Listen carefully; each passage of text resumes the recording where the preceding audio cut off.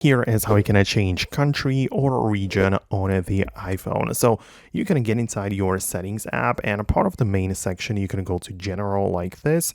Let me just dial down the brightness a little bit. And a part of the general, you can go below and click on the language and region. And when you get it there, you're going to scroll down yet once again, and there is going to be the region section. So in here, you can literally select the region you want. There are some things like perhaps the built-in apps or some available services based on the region you happen to be at. But if it's set incorrectly, just make sure you set it up in here and choose the one where you actually happen to be. So that's how you're gonna do this.